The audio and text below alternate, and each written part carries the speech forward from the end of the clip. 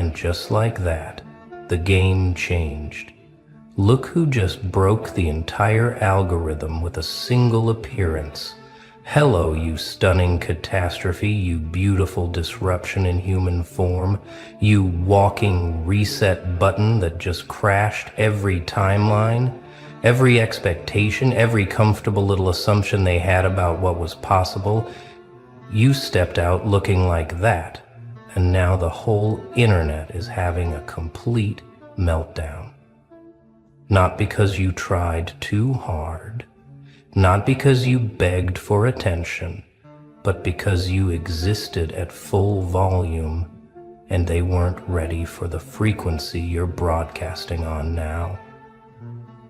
Let me tell you what's happening right now, in this exact moment. Somewhere, someone is refreshing your page for the 7th time, not because they like you, but because they can't process what they're seeing. Their brain is short-circuiting, trying to reconcile the version of you they had filed away with the phenomenon standing in front of them now. They're sitting there, phone in hand, mouth slightly open, trying to find words that don't exist yet. Because you didn't just show up, you arrived. And there's a difference. Showing up is what everyone does. Arriving is what happens when reality bends slightly to accommodate your presence. Do you understand what you just did to them? You walked out looking like their worst fear confirmed, not their enemy, their inadequacy. You became living proof that transformation isn't a myth, that some people really do evolve while others just age. You're the answer to a question they were too afraid to ask. Can someone really change that drastically? Can someone really become that untouchable? Can someone really glow this hard after everything they went through? Yes, you're the evidence. And evidence makes people uncomfortable when it contradicts their comfortable little lies about limitation and impossibility. Right now, the group chats are absolutely losing their minds. The screenshots are circulating like contraband.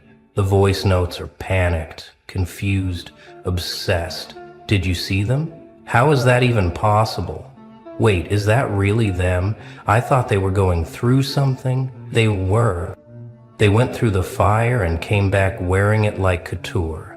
They went through the breakdown and used the pieces to build a throne. They went through the darkness and learned to make it bow. Now they're standing in the light and it's bending around them like they're the source.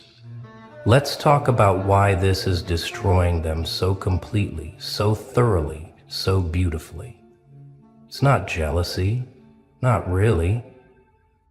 Jealousy is wanting what someone has. This is something darker, something more desperate. This is existential panic. Because when you walked out looking like that, you didn't just look good. You looked free. And freedom is the one thing their money can't buy, their filters can't fake, their strategies can't manufacture. Freedom looks like someone who stopped performing for approval. Freedom looks like someone who burned every mask and decided their face was the only costume they needed. You know what's funny? They spent months, maybe years, waiting for you to fall apart publicly. They wanted the breakdown, the meltdown, the dramatic collapse they could screenshot and share. They wanted proof that you were just like them, struggling, suffering, stuck, but you denied them that satisfaction. You disappeared instead. You went ghost. And while they were busy celebrating your absence, you were busy becoming unrecognizable. You were shedding every version of yourself that apologized for existing. You were killing every part of you that flinched when they raised their voice. Now here's the part that's really eating them alive. You didn't come back for revenge. You didn't come back to prove them wrong. You came back because you were ready. And ready is the most dangerous thing a person can be. Ready doesn't ask permission. Ready doesn't explain itself. Ready doesn't need validation from people who wouldn't recognize greatness if it sent them a formal invitation. You're not here to settle scores. You're here because you finally figured out that you don't need to fight people who are already fighting themselves.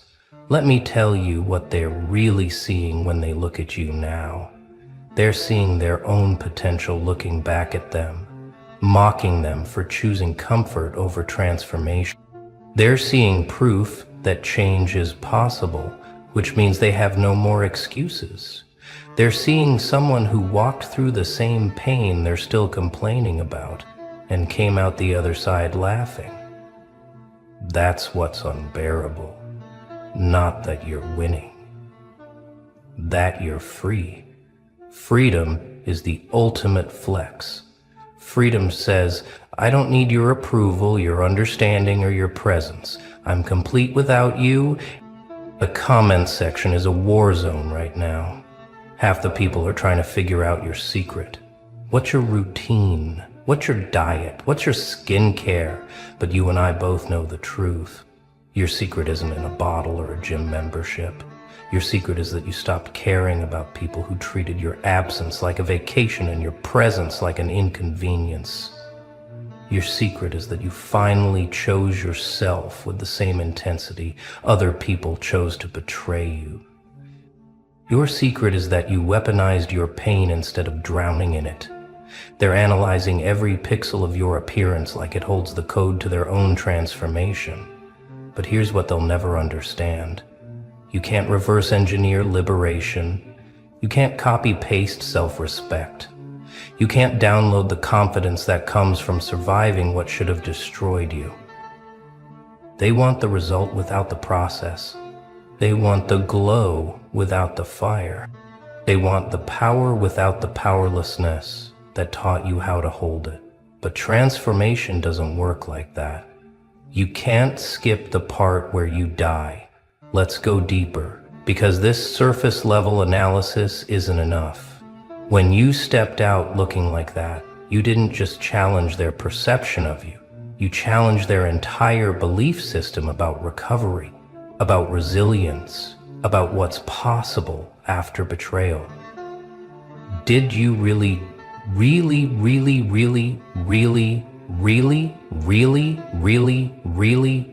see? They needed you to stay broken. They needed you to stay bitter. They needed you to be the cautionary tale they could reference whenever someone suggested that healing was possible. But you shattered that narrative. You became the plot twist they never saw coming. You became the exception that invalidated their rule. Right now, somewhere, your ex is staring at your picture wondering how you got hotter after they left. Your former friends are calculating whether they can slide back into your life without looking desperate.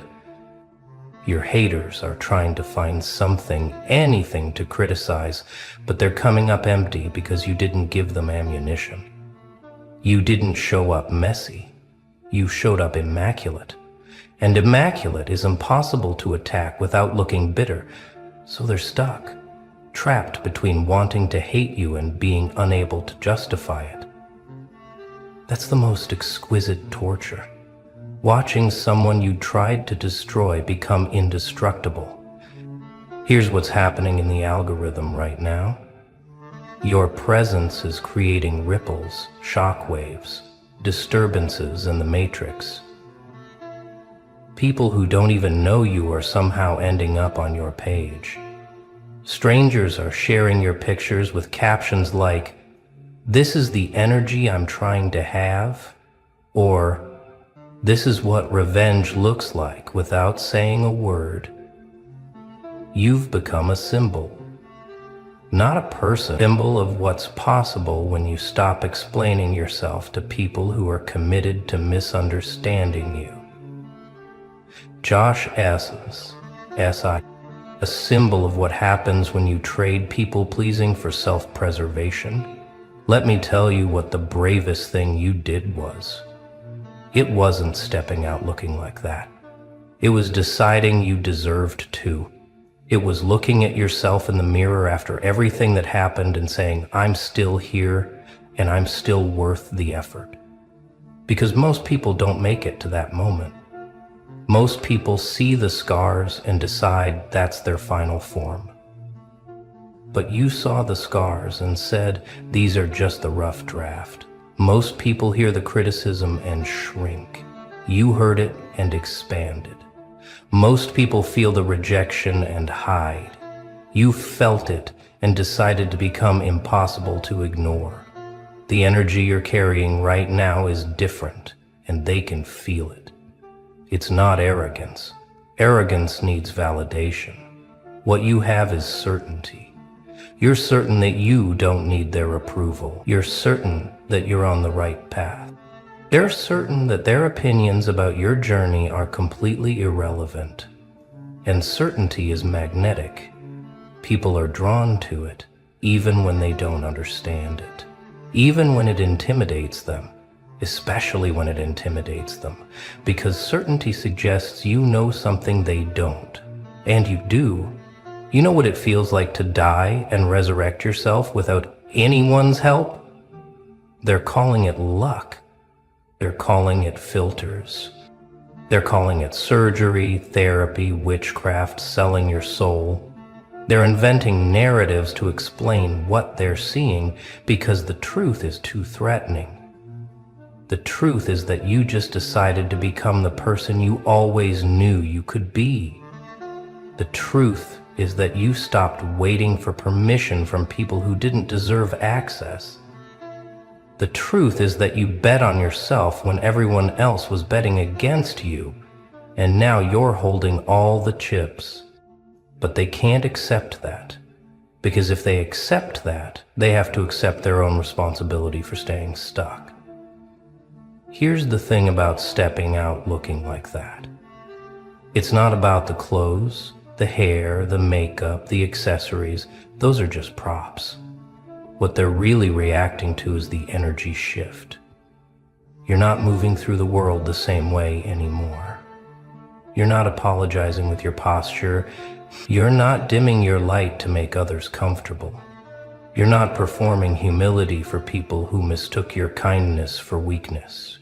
You're walking like someone who knows their worth, and that kind of confidence is unsettling to people who are used to you doubting yourself. The meltdown they're having isn't about you being attractive. It's about you being unreachable. Attraction they could handle. They could compete with that. They could try to tear that down. But how do you compete with someone who doesn't need anything from you? How do you tear down someone who already survived their own destruction? How do you hurt someone who learned to love their scars? You can't. And that's what's driving them crazy. You're not playing the game anymore. You're not even watching it. You're in a completely different stadium, and they can't figure out how to get the invitation. Let's talk about what this moment represents in your timeline. This isn't just about looking good. This is about declaring independence. This is about announcing to everyone who doubted you, used you, betrayed you, or underestimated you that you don't need their validation to validate yourself. This is about proving that you're not the version of you they remember. That person is gone. That person forgave too easily, trusted too quickly, loved too deeply. This version has boundaries made of steel and a heart that only opens for people who earned access, not demanded it. The internet is melting down because you reminded them that transformation is real, that change is possible, that rock bottom isn't the end of the story, it's just the plot twist before the comeback. And comebacks are always more interesting than consistency. Consistency is boring, predictable, safe, but a comeback requires guts. A comeback requires you to risk being seen again after you've been hurt. A comeback requires you to believe in yourself when the evidence suggests you shouldn't. And you did all of that. You risked it, and now you're reaping the rewards while they're drowning in regret. Do you know what the worst part is for them? They can't even hate you properly, because to hate you, they'd have to admit they're bothered, and admitting they're bothered means admitting you won. So they're stuck in this weird limbo where they are obsessed with you, but can't acknowledge it. They're checking your page, but not liking anything. They're watching your stories, but not responding. They're talking about you in private, but staying silent in public. That's the tax they're paying for underestimating you. They have to witness your glow up in silence, choking on their own pride. The narrative they're trying to push now is that you changed, and not in a good way. They're saying you're different, cold, distant, not the same person. And you know what? They're absolutely right. You're not the same person. That person tolerated disrespect. That person accepted breadcrumbs. That person stayed in situations that were destroying them because they were afraid of being alone. This person chose solitude over toxicity. This person chose growth over comfort. This person chose themselves over everyone who chose to leave. So yeah, you changed. And that's the whole point. Let me tell you what's happened in the next few weeks. The same people who are melting down right now are going to try to reconnect. They're going to slide into your messages with casual hellos and vague compliments. They're going to act like nothing happened. They're going to test the waters to see if they can get access again. And this is your moment. This is where you show them that the door you closed isn't just locked, it's welded shut. This is where you demonstrate that your transformation isn't just physical. It's spiritual, it's mental, it's permanent. You're not the same person they left.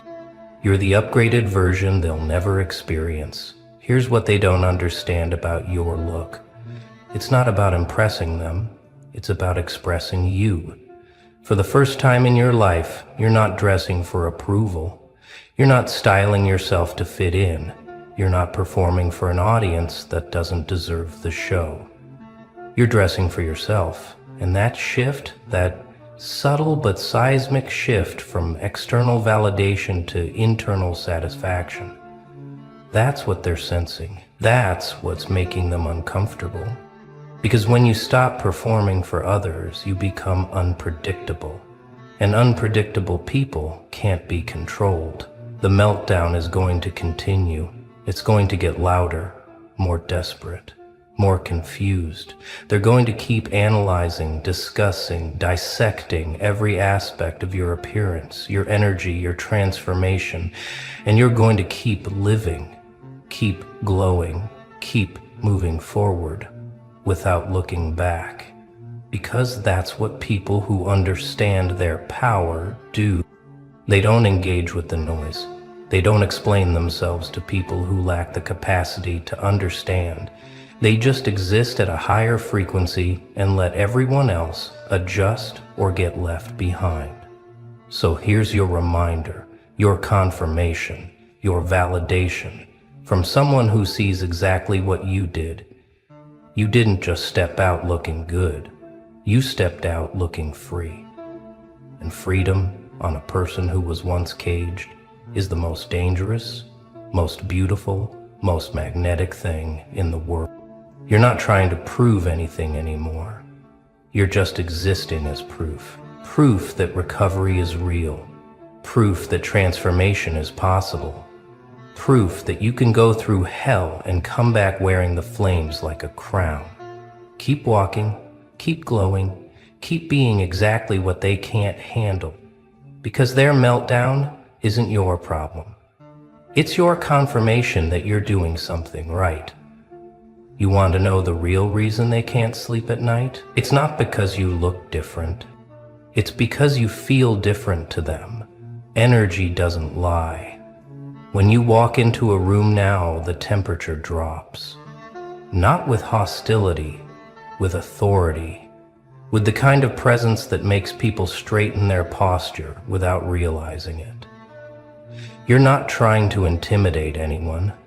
You're just no longer trying to make anyone comfortable at your own expense. And that shift, that microscopic but monumental shift in how you carry yourself, is registering in their nervous systems like an alarm they can't turn off. They're picking up on something they can't name, can't describe, can't replicate, no matter how many tutorials they watch or products they buy. Let's get specific about what's actually happening in their heads right now. There's a cognitive dissonance tearing them apart from the inside. The version of you they have stored in their memory banks doesn't match the reality standing in front of them, and human brains hate that. We're wired to categorize, to predict, to feel safe in our assumptions. But you shattered their assumptions.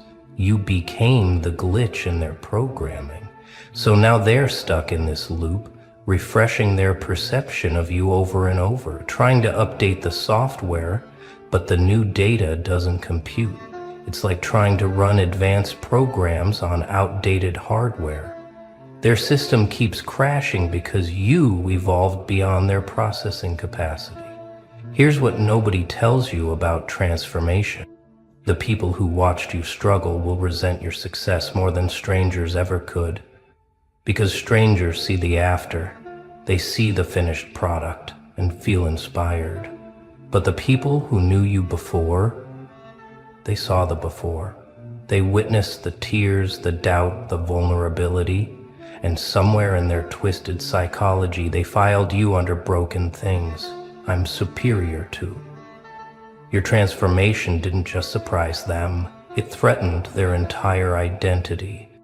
Because if you can rise from where you were, what's their excuse? If you can glow after that much darkness, why are they still dim? Your success became their mirror, and they hate what they see reflected back at them. The comments trying to downplay your transformation are the funniest part. Oh, it's just good lighting. It's just angles. It's just makeup. They're desperately trying to reduce your metamorphosis to something purchasable, something explainable, something they could achieve if they just had the right products or the right filters. But you and I both know the truth. What they're seeing isn't cosmetic, it's cosmic. You didn't just change your appearance, you changed your frequency. You upgraded your operating system. You deleted toxic programs that were running in the background, draining your energy, corrupting your files. Now you're running on clean code, optimized performance, maximum efficiency, and they can feel it even if they can't articulate it.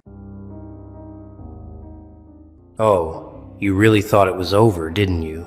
You thought when you said okay and turned your back, it was just another Tuesday, another conversation ended, another moment filed away in the archives of forgettable interactions. But no. That single word, that calm little four-letter response, that unbothered exit, that triggered something you couldn't have predicted in your wildest nightmares. Because when you said okay and walked away, you didn't just end a conversation. You started an investigation.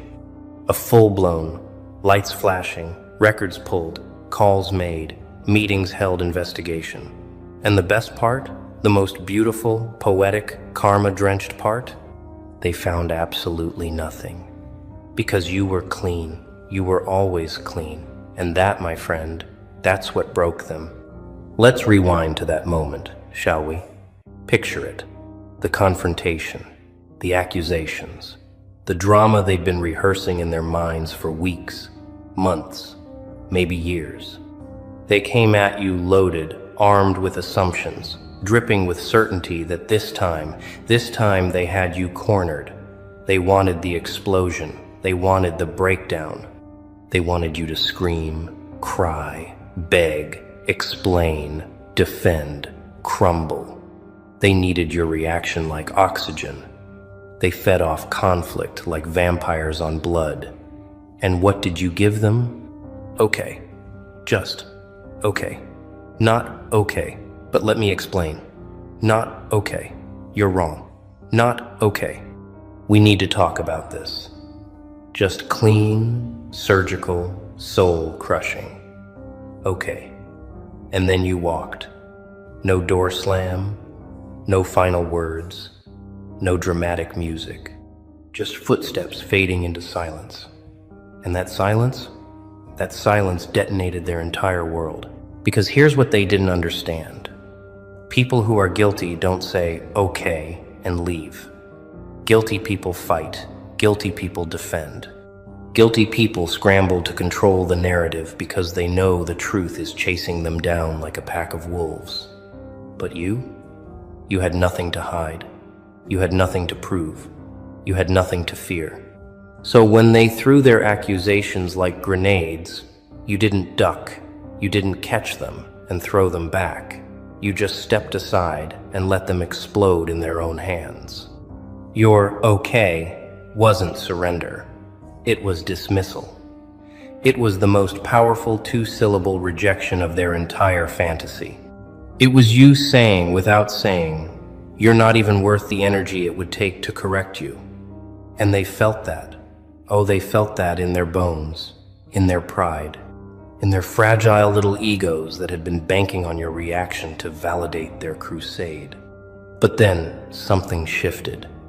Because in the hours, days, weeks after you walked away, they started spiraling. They started questioning. Wait, why didn't they fight back? Why didn't they defend themselves? Why were they so calm? What do they know that we don't? What are they hiding? And that's when the paranoia kicked in. That's when the obsession took root. That's when they became the very thing they accused you of being. Unhinged. They couldn't sleep. They couldn't focus. They replayed that moment over and over again in their minds, dissecting your face, your tone, your body language, searching for cracks, for clues, for anything that would confirm their suspicions. But there was nothing. You were stone. You were steel. You were untouchable. And that drove them insane. Because if you were innocent, if you really had nothing to hide, then that meant they were wrong. And being wrong meant they were the villains. And villains don't get happy endings. So they did what desperate people do when the truth doesn't match their story. They investigated. Oh yes, they went full detective mode. They called in favors. They reached out to mutual connections. They dug through your past like archaeologists hunting for buried treasure. They analyzed your social media, your work history, your friendships, your habits, your patterns. They built timelines. They cross-referenced dates. They interviewed people you hadn't spoken to in years. They turned your entire existence into a cold case file, convinced that if they just looked hard enough, deep enough, long enough, they'd find the smoking evidence, the proof, the validation, the justification for their witch hunt. They needed you to be guilty. Not because you wronged them, but because your innocence exposed their malice. And that was unacceptable. So they searched, and they searched, and they searched. And guess what they found? Nothing. Absolutely nothing. Clean records, clean relationships, clean reputation. You were a ghost in their conspiracy theory. A blank page in their book of lies. Here's where it gets even better, though. Because while they were busy playing investigator, while they were consumed with proving you were the monster they painted you to be, you were out here living. Unbothered, unburdened, unbroken. You didn't check over your shoulder. You didn't lose sleep wondering what they were saying, what they were planning, what they were finding. Why? Because you knew. You knew there was nothing to find. You knew your conscience was clear. You knew your hands were clean. And that knowing, that unshakable certainty, that quiet confidence, that was your armor. They thought your silence meant fear. They thought your exit meant guilt, but it didn't. It meant freedom. It meant you had evolved past the need to be understood by people who were committed to misunderstanding you. You had transcended their drama, their chaos, their need to drag you into the mud. And that transcendence, that was the real threat. Because think about it. What's more terrifying to a liar than someone who lives in truth? What's more dangerous to a manipulator than someone who refuses to be manipulated? What's more infuriating to a narcissist than someone who simply doesn't care? Your okay was a mirror. It reflected their accusations right back at them. It forced them to sit with their own toxicity, their own projections, their own insecurities, and they couldn't handle it. So they doubled down. They got louder. They got messier. They got more desperate. They turned up the heat, thinking you'd eventually crack, thinking the pressure would force you to react, to engage, to give them the drama they craved. But you didn't. You just kept walking, kept building, kept rising. And every step you took forward was a step they took backward into their own self-destruction. Now let's talk about the psychology behind this, because it's important you understand the full picture. When someone launches an investigation into your life after you've calmly walked away, it's not about you. It never was. It's about them. It's about their need to be right, their need to win, their need to control the narrative. See, people like this, they operate from a place of deep insecurity. They need external validation to feel whole. They need to tear others down to feel tall. They need to create enemies to feel important. And when you refuse to be their enemy, when you denied them the battle they were so desperately seeking, you disrupted their entire identity. You took away their purpose, their mission, their reason for existing in that moment. And that created a vacuum, a void, a crisis. Because if you weren't the villain, then what were they? Heroes? No. They were just people throwing punches at shadows, screaming into voids, building cases against ghosts. And here's the kicker. The harder they looked, the worse they appeared. Because while they were obsessing over you, people were watching them. And what they saw wasn't a concerned friend or a righteous truth seeker. They saw someone unhinged, someone obsessed, someone who couldn't let go. And slowly, quietly, the tables turned. The whispers that were once about you started redirecting toward them. Why are they so fixated on this person? Why can't they move on? What are they really trying to hide? Because projection is a boomerang. What you throw at others with malice always comes back to hit you in the face. And they threw hard. They threw with intent to destroy. So when it came back with compound interest. And you didn't have to lift a finger. You didn't have to defend yourself. You didn't have to expose them. You just had to exist in your truth, in your peace, in your unbothered energy. And that was enough. Let's pause here and appreciate the absolute poetic justice of this situation. They wanted to catch you slipping. They wanted to expose you. They wanted to drag your name through the dirt and stand over the wreckage victoriously. But instead, they exposed themselves. They revealed their own darkness, their own desperation, their own moral bankruptcy. And the beautiful irony? You never said a word. You never pointed fingers. You never retaliated. You just said, okay, and walked away. And that restraint, that discipline, that refusal to descend to their level, that's what made you untouchable. Because you can't investigate someone who's already transparent. You can't expose someone who's already open. You can't destroy someone who's already whole. They were hunting for skeletons in a closet that didn't exist.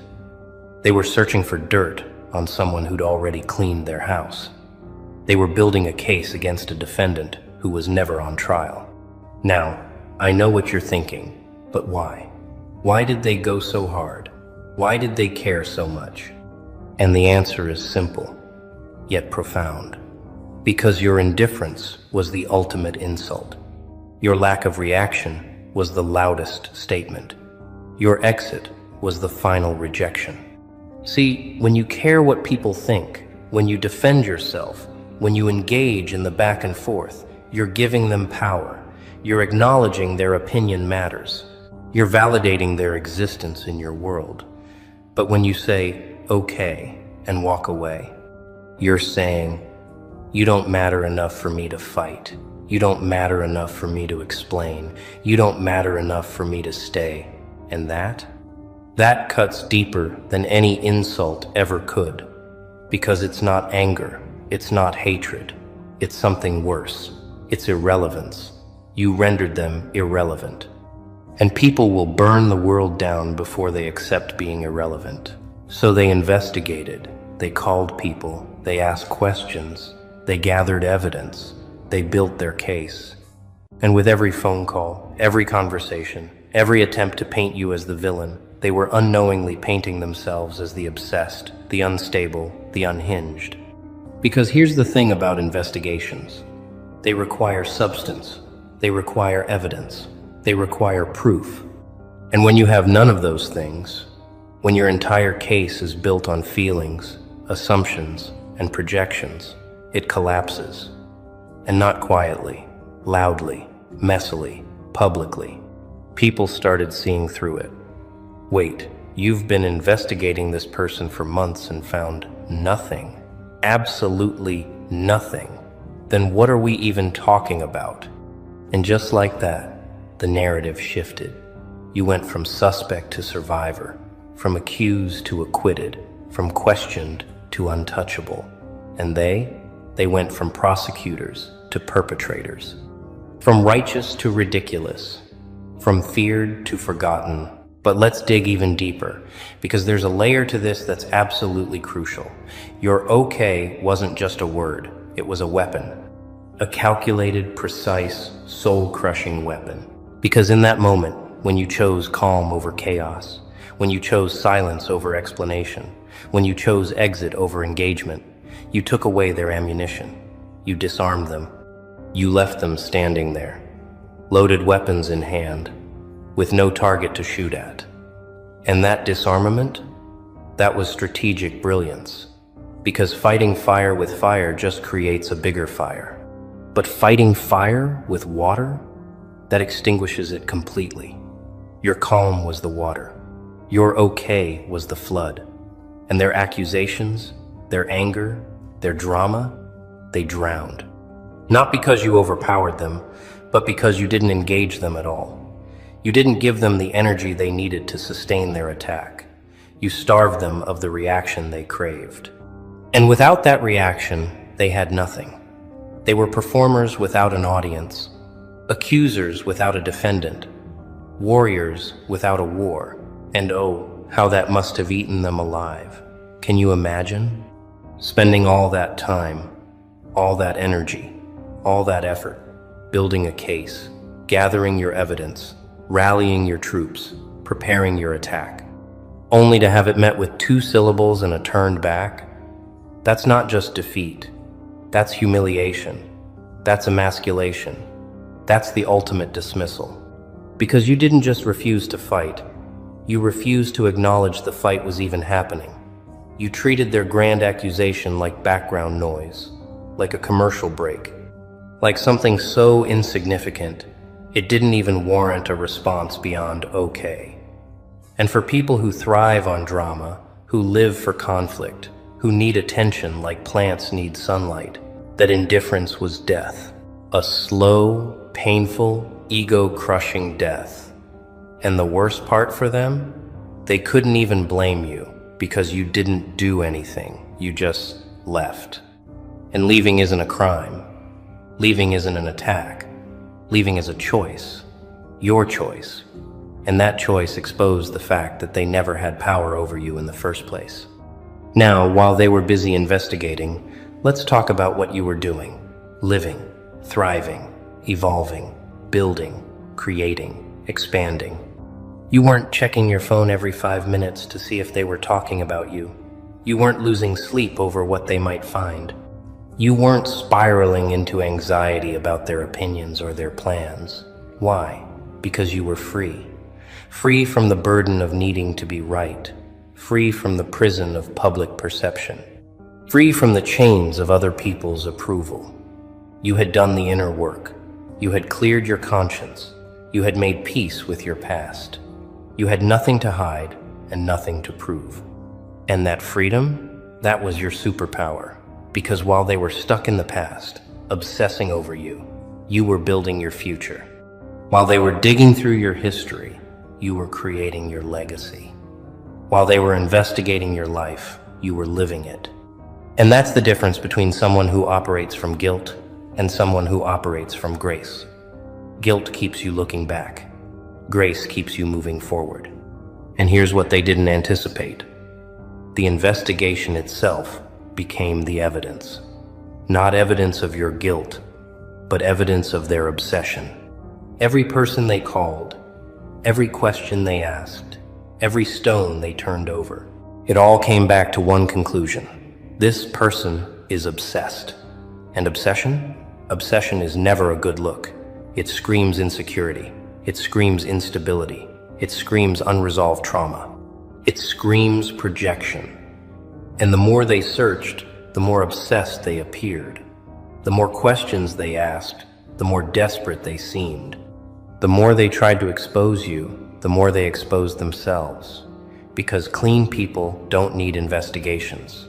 Innocent people don't require proof. Truth doesn't demand validation. It just exists, quietly, confidently, unshakably. And that's what you were, truth embodied. Walking evidence that not everyone operates from a place of deception. Living proof that some people really are exactly who they appear to be.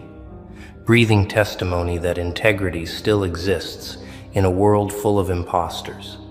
Let me tell you what really happened behind the scenes, because this is where it gets absolutely delicious. Every single person they called, every connection they reached out to, every mutual friend they interrogated, none of them had anything bad to say. Not because you're perfect, but because you're real. Because you treated people with respect. Because you honored your commitments. Because you moved with integrity. Because you didn't play games. Because you didn't manipulate. Because you didn't lie. And when person after person, conversation after conversation, interview after interview yielded the same result, nothing, absolutely nothing incriminating, something started to crack. Not in you. In them. Because cognitive dissonance is a monster. When what you believe doesn't match what reality is showing you, your brain starts to fracture. And their brains? They were shattering. Because they were so convinced, so certain, so sure that if they just dug deep enough, they'd find the dirt. But there was no dirt. There was no scandal. There was no hidden darkness. There was just you, living your life, minding your business, being human, being flawed but not fraudulent, being imperfect but not corrupt. And you want to know what the real investigation revealed? It revealed that the only crime you committed was refusing to play their game. The only sin you carried was not meeting their expectations. The only guilt you bore was being strong enough to walk away. That's it. That's the full report. That's the entire case file. You said okay and walked away, and that triggered them so deeply, wounded their ego so profoundly, shattered their sense of control so completely, that they had to create a conspiracy to explain it. Because accepting the simple truth that you just didn't care enough to fight was too painful, too humiliating, too ego-destroying. So they built a narrative. They created a story where you were the villain, and they were the heroes exposing the truth. But narratives require evidence. Stories need proof. And when the evidence didn't exist, when the proof never materialized, the story collapsed. And they were left standing in the rubble of their own delusion, holding nothing but their shattered pride and their misplaced rage. Here's the part that's going to sting them for years, maybe decades, maybe forever. You never even knew they were investigating. Or if you did, you didn't care. You weren't sitting around wondering what they were finding. You weren't anxious about what they were saying. You weren't defensive about what they might discover. You were just living. And that obliviousness, that complete and total disinterest in their opinion of you, that unbothered energy, that's what made you untouchable. Because you can't hurt someone who doesn't give you access. You can't destroy someone who doesn't need your validation. You can't expose someone who's already standing in the light. They thought they were conducting an investigation, but really, they were conducting a seance. trying to summon a version of you that didn't exist. They were hunting ghosts, chasing shadows, building cases against projections of their own insecurities. And in the end, the only thing they proved was that some people would rather destroy themselves searching for someone else's darkness than face their own. And now that the investigation is over, now that every avenue has been exhausted, now that every stone has been turned and every connection has been questioned, and every theory has been tested and debunked, what are they left with? Silence. The same silence you gave them when you said okay and walked away. Except their silence isn't peaceful. It's heavy. It's suffocating. It's filled with regret, with embarrassment, with the dawning realization that they wasted months, maybe years, obsessing over someone who didn't even think about them. They spent all that energy, all that time, all that emotional bandwidth building a case that crumbled the moment it was examined. And you spent that same time building a life, a career, a future, a version of yourself that's so far removed from their drama, their chaos, their toxicity, that even if they wanted to reach you now, they couldn't. Because you're not on their level anymore. You're not in their world anymore. You're not accessible to their madness anymore. Let's talk about what happens next, because this is important. They don't apologize. They don't admit they were wrong. They don't come clean about the investigation. They just stop. They go quiet. They slink away into the shadows they came from, hoping nobody noticed their obsession, hoping nobody tracked their spiral, hoping nobody connects the dots between their behavior and their accusations. But people notice. People always notice. People see who's constantly talking about someone else. People see who can't let go. People see who's stuck while the other person is moving. And the court of public opinion? It's already rendered its verdict. You, innocent, unbothered, elevated. Them, guilty of obsession, guilty of projection, guilty of wasting everyone's time, including their own. The investigation didn't expose you. It exposed them. And that exposure, that's a scar they'll carry forever.